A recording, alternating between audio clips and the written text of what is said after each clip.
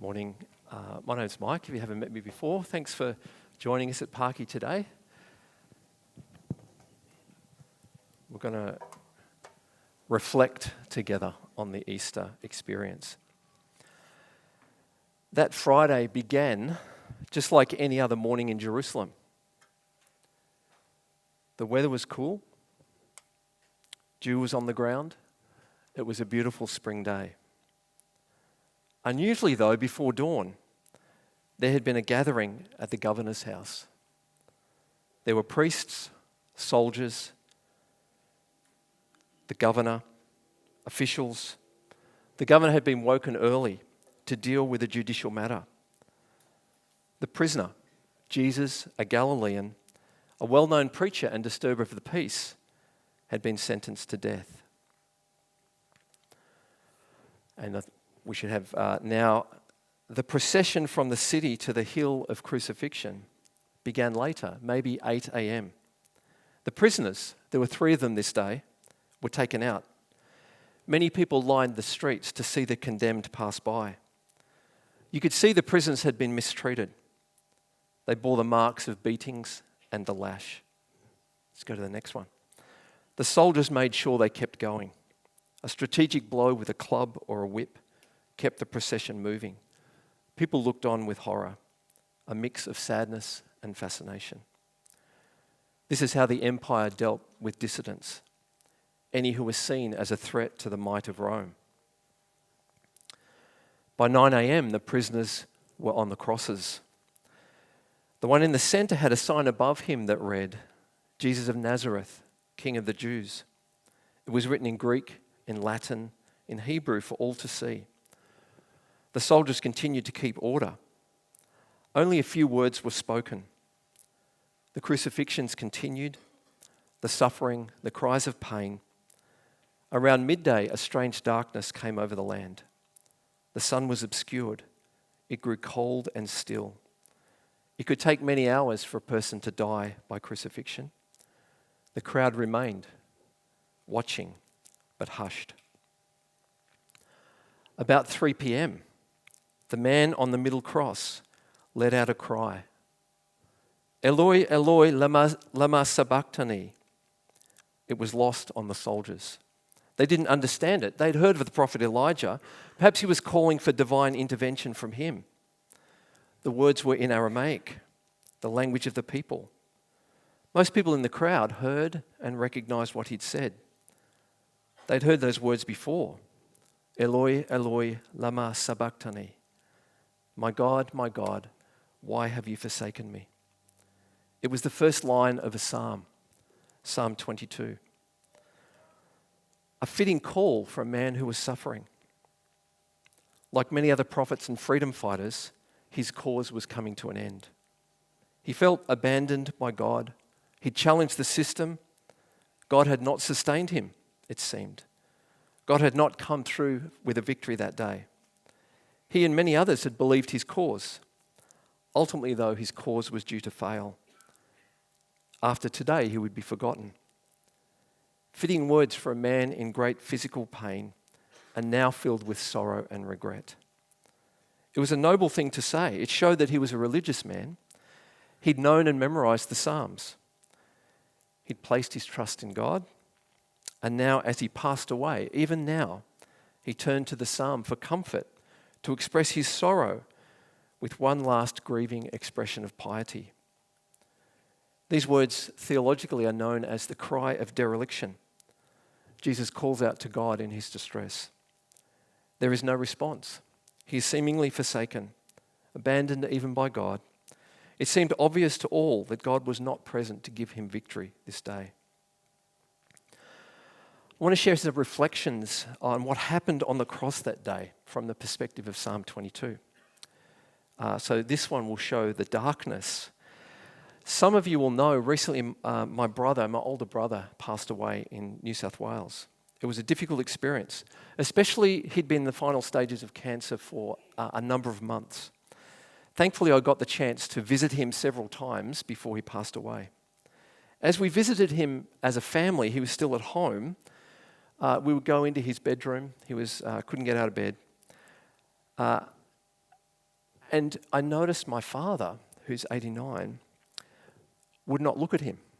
He'd look away. He would speak with him, but never face to face. The sight of his son in this condition was too much. I saw that on the day of the funeral also. We had photos and various things set out at Pat's funeral. But Dad looked away. It was too painful to a sight. Now, I didn't have that experience, but I know what it is to look away from something that is too difficult to see. There are times, even when I'm tired usually, where something comes on TV. It's a story of war or struggle or suffering, and something inside me turns away. I don't want to look at that at the moment. It's too difficult. I don't want to see the grief and the pain.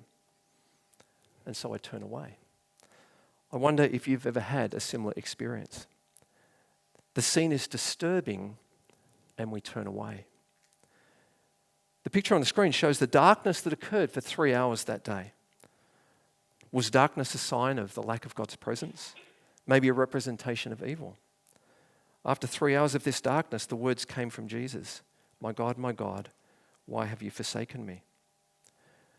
The darkness, the cry of dereliction, the sin of the world has been placed on his shoulders.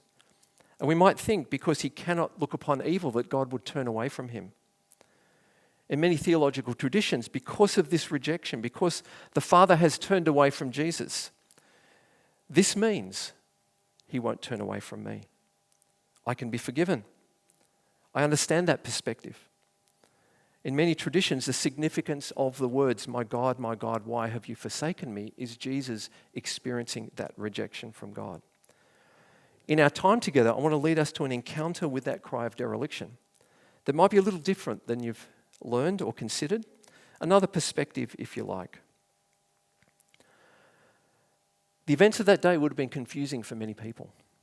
Jesus was a great teacher and preacher. He'd done great things. Just a few days prior to this, he'd been welcomed into Jerusalem to the cries, blessed is he who comes in the name of the Lord. People were expecting something great. Could he be the Messiah? Could God's king finally arrive to set the people free? And now he's nailed to the cross and he comes out with these words, my God, why have you forsaken me? Why these words? I think it's helpful to think about some other words that I can say that might have a similar effect. I wonder what impact the words, there was movement at the station, have on you. What am I referring to? Am I talking about the railway station, a train's just come in and people are moving around? What am I doing by saying those words? If you've grown up in Australia, you'll realise those words have cultural significance. The words, there was movement at the station, of course, are the first words of the poem, The Man from Snowy River by Banjo Patterson. When I hear those words, there was movement at the station, what impact does it have on me? I think of horses. I think of mountains. I think of tough men. I think of early Australian history, of courage, of strength.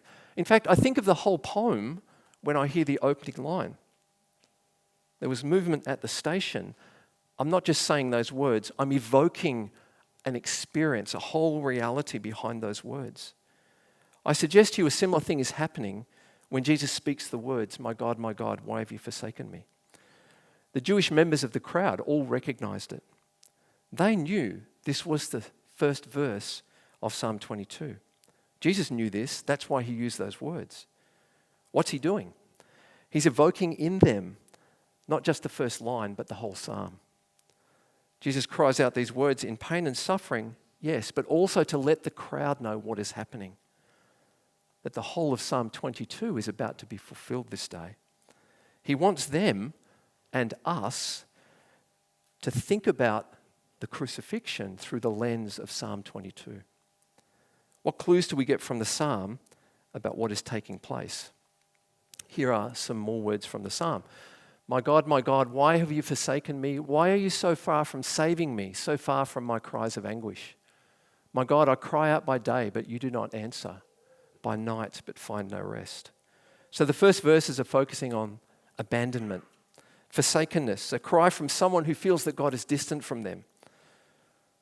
He cries out to God, but gets no answer. This is the experience of the cross. It is physically painful. It is also emotionally and spiritually painful. A little later, we read these words: I am a worm and not a man, scorned by everyone, despised by the people. All who see me mock me. They hurl insults, shaking their heads. He trusts in the Lord, they say. Let the Lord rescue him. Let him deliver him, since he delights in him. This is someone scorned by the people, despised. He's being mocked for his godliness. Let the Lord rescue him.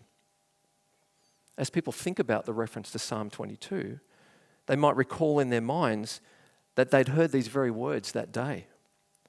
In Matthew 27, we read the chief priests, the scribes, and the elders mocked him, saying, He saved others, but he cannot save himself.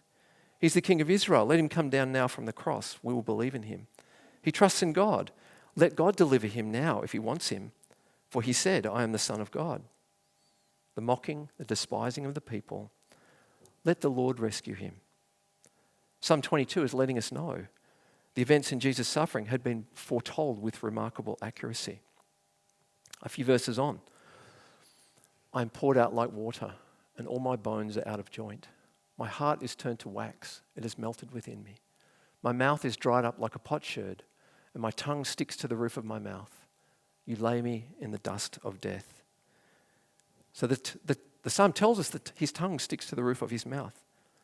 Didn't Jesus say, I'm thirsty on the cross? Again, it connects the pain of the experience with the psalm. His bones are out of joint. Crucifixion would result often in the arms being dislocated from the shoulders. They'd be heaving themselves up, trying to breathe, lifting your body. His bones are out of joint, visible to the onlookers, adding to his distress. We read on. Dogs surround me. A pack of villains encircles me. They pierce my hands and my feet. All my bones are on display. People stare and gloat over me. They divide my clothes among them and cast lots for my garment. Looking around, the soldiers had surrounded him. They'd nailed him. They'd pierced his hands and his feet. People remembered the psalm, and the events of the past 6 hours would be in their mind. The psalm was accurately predicting the things that were happening to Jesus. If you knew Psalm 22, you would see event after event from that psalm unfolding before you. Somehow what was happening had been written down 1,000 years before by King David. He'd written this psalm under the inspiration of the Spirit, prophetically, foretelling these events. By quoting the first line of the psalm, Jesus lets them in on the predictions of the entire psalm. This has been foretold. God's will, horrible though it is being done in these events. The soldiers had divided his clothes among them and gambled for his inner garment. Amazing. We read on further. But you, Lord, do not be far from me. You are my strength. Come quickly to help me. Deliver me from the sword, my precious life from the power of the dogs. Rescue me from the mouth of the lions. Save me from the horns of the wild oxen. The psalmist is now committing himself to God. He continues to pray for deliverance. He continues to ask for help. He continues to pray for salvation. He still turns to God in his distress. So the psalm and Jesus have asked the question, why has God forsaken him? The events of the cross that was predicted beforehand, blow by blow. The prayer of the psalmist is also the prayer of Jesus. He prays for deliverance, for rescue, for salvation. And though help does not come immediately, for Jesus will soon breathe his last, his faith has not been extinguished. He's continued to trust in God all the way to the end. The events of the cross have been described by the psalmist 1,000 years before. Up until this point of the psalm, the events are talking about the physical activity on the cross. He was mocked, his hands and feet were pierced, he was thirsty, he's surrounded by violent men, his clothes are gambled for, and even his trusting in the Lord despite what is happening to him. The psalm then changes tack. It zooms out and begins to speak of another perspective. Thus far, it's followed the events of the crucifixion blow by blow. Now the psalm is going to tell us something else. Remember earlier it said that he was rejected, scorned, and despised by the people. And from these events and the cry of forsakenness, we assume that he was scorned and despised by God. From the darkness and the events of the cross, it is understandable we would look upon this and assume that God has turned away from him. After all, is he not carrying our sin? How can a holy God look upon sin? then we arrive at these words. God has not despised or scorned the suffering of the afflicted one. He has not hidden his face from him, but has listened to his cry for help. These words might be somewhat unexpected for us. I'm suggesting in quoting the first line of the psalm, in expressing his grief and anguish of what's happening to him, Jesus is evoking the memory of the entire psalm. I believe he gives at the cross, and by extension to us, a prophetic key, an insight into what is actually happening here. God has not despised or scorned him. It was the people who did that. They looked on and considered him stricken and afflicted by God. God has not despised or scorned him. God has not turned his face away from him. God has listened to his cry for help. Now, I know this messes with some of our theological systems. Many of us have grown up with the idea that because Jesus was carrying our sin, the Father who is holy must turn his face away from his Son. He cannot look upon sin. But Psalm 22, I think, is the interpretive key that Jesus gives us on the cross to help us see what is happening. These very words tell us that God has not despised or scorned the suffering of the afflicted one. God has not hidden his face from him. God has listened to his cry for help. So what's happening then? As Jesus bears our sin, the Father is not hiding his face. The Father isn't turning away. The Father doesn't reach a limit to his capacity to be able to handle pain and sorrow and even sin. Unlike my dad at the funeral, and me at times when I just want to turn away from things that seem difficult and hard because I can't handle the emotional turmoil, the Father doesn't reach such a limit. He does not hide his face. He does not turn away. Certainly, Jesus cries out in distress. Certainly, he experiences anguish and frustration and isolation. He's experiencing the felt absence of God. This is common in people of faith through all the ages. The emphasis here in all this is that through this, even as he bears our sin and carries our sorrow, the Father has not hidden his face from him.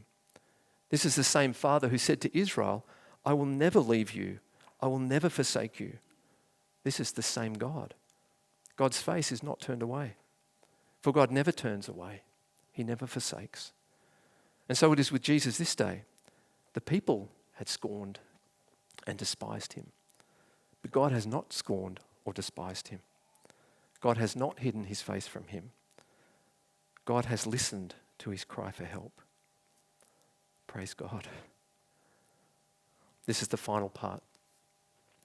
All the ends of the earth will remember and turn to the Lord, and all the families of the nations will bow down before him. For dominion belongs to the Lord, and he rules over the nations. They will proclaim his righteousness, declaring to a people yet unborn, he has done it. What sort of language is this? The ends of the earth, the families of the nations. This is Old Testament covenantal language. God made a promise to Abraham that through a descendant of his, all the nations would be blessed. All the families of the earth would be blessed. In a covenant ceremony God made with Abraham, we're told that the sun set, Abraham went into a deep sleep, and a thick and terrible darkness descended upon him. Darkness doesn't necessarily mean the absence of God's presence. For Abraham, the darkness was the moment of covenant. It was the moment when God agreed with him that he would bless the world.